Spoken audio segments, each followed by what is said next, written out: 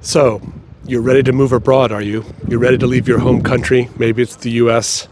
Maybe you're not happy with the political situation there anymore, and you're ready to move, choose a new home and move abroad, maybe to a European country, a beautiful one like this. Hello from Bern, Switzerland. There's the Federal Parliament building behind me. It's a nice, cold, crisp winter day here. Before you move abroad, before you decide to move abroad, make sure you watch my other video talking about things that you should consider before you make that decision. Things like your family, your health, your friends, your job. Watch that just to make sure you really kind of know what you're getting into before you move abroad. And then, if you've decided you want to move abroad, this video is maybe for you. I want to tell you some things that you also might want to consider in taking that step.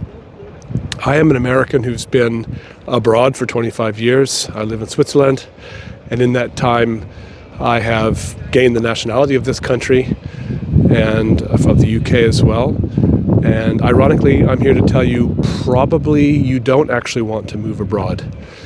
The first thing, I'll tell you why, the first thing we need to define is what's meant by moving abroad. There are different types of being abroad. You could be an expat, you could be an immigrant, you could be a digital nomad, and I have a blog about the distinction between those different types of being abroad. But let's say that you've decided to move abroad, quote unquote, permanently, meaning you're going to shut down your affairs in your home country, you're going to move to the new country, you're going to establish tax residency in the new country, open a bank account, get an apartment, bring your family, have a job, put your kids in school, all that kind of stuff. If that's what's meant by living or moving abroad, then this video is for you on that subject. And again, I think being an American who moved abroad permanently, I'm going to recommend that you probably don't want to do that. And that's not because it's a bad thing to do. I've loved every minute of it. But also, I've learned some things about that, which I think are important.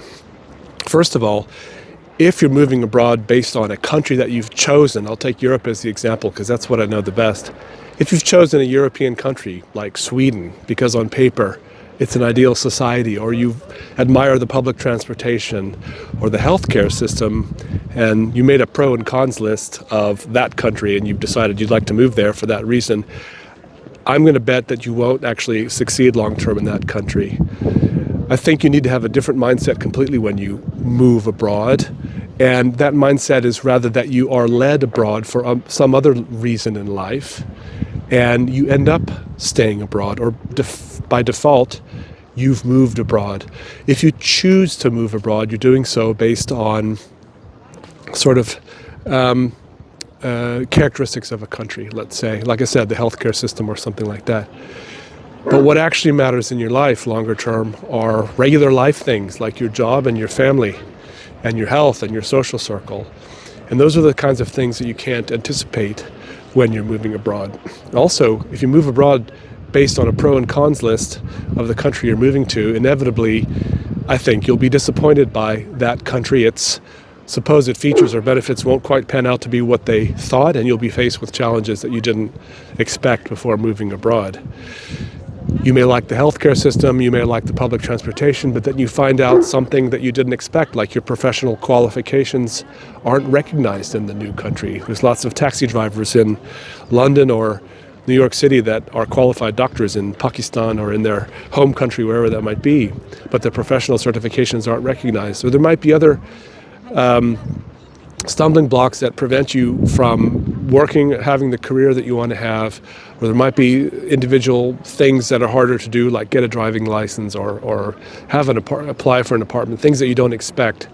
Many times those are practical difficulties, but they can be wearing over time. And over time, you start to notice, unfortunately, the things that didn't meet up to your expectations, and sort of the grass is greener on the other side phenomenon sets in. And most of the people that we know that have left America, for example, to live permanently abroad in another country have gone back eventually, because one thing or another, sooner or later, doesn't meet their expectations. Plus, they miss their family at home. So let me tell you a little bit about how we did it, my wife and I, and why that worked out for us. As I said in my other video about things to consider when moving abroad, we didn't move abroad with the objective to move abroad for moving abroad's sake. We were led abroad by life circumstances. I took a job in a new country, that was England. The main reason for going to England in that case was for a job. Other people might move abroad to get married. They're marrying a national of another country, or their company is going to post them in a new country. But the reason for going to the new country, like our reason for going to England, was not because we wanted to live in the UK. In fact, the UK would have not have been our first choice of an ideal land to emigrate to. We went there for work, and we ended up loving our life in that country and staying there. And one day we looked up and realized, hey, we've moved abroad. We live here now. And if you go to another country to live with somebody who you're in a relationship with, or your job, or to do some other work, you're going there primarily for that purpose, and you have a reason to be in that country. And when you go to a country for that reason, psychologically, you are more ready to adapt yourself, to be adaptable, to be flexible with the challenges that will inevitably occur in that new country. And when things don't go your way in the new country, you're more likely to just sort of bite your lip and push on with it, because you have another reason to be there. You're there for your job or your relationship, and you're going to accommodate more. You're going to be more flexible. You're going to be more willing to let that country embrace you.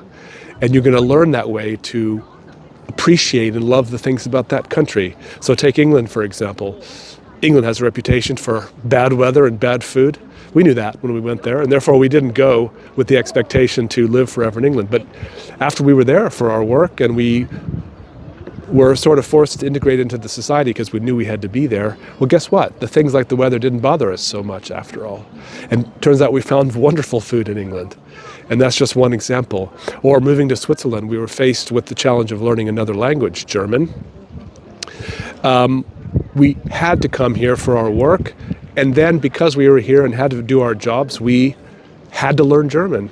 It wasn't the other way around, so you had to deal with it, and we didn't have the option of giving up at the first stumbling block. And I think if you go with that mindset, you let the country take you in, you let the country make you be a resident of it. You end up moving abroad by default, or becoming abroad, if you like, because you were there with another purpose. If you go to Sweden or Switzerland or the UK or anywhere else because you think that country looks great on paper, you're going to be less flexible when the challenges of that country bite you, let's say. So I'm not saying don't move abroad. I'm saying it's better to have a purpose as to why you need to be in that country.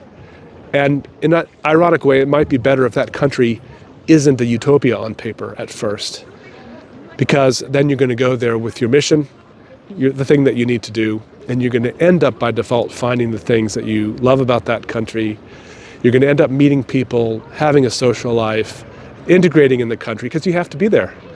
And then finally, you wake up one day and you realize, I like being here. This is a good country. This is my home now. And I think that's a much more successful way to move abroad, if you like. This doesn't count for digital nomads. Digital nomads have another plan. It doesn't necessarily count for normal expats because they have an expectation they may go home one day. So I'm speaking to people who are ready to pack it in, move to a new country, and set up a new life. Think about that. Maybe find your reason for going to the new country first, irregardless of which country that is. Make sure it's an acceptable country, but go there, and I'm sure you'll be more fulfilled in that experience, and end up integrating better, and end up finding a happier life in that country than if you go to a country with a set list of things you expect from that country, hoping that it will fulfill all those things, which inevitably it won't. Just another tip. I hope you like this video. Please click like, please subscribe if you like this. I'll be doing other videos on the subject of moving and living abroad. Thank you very much.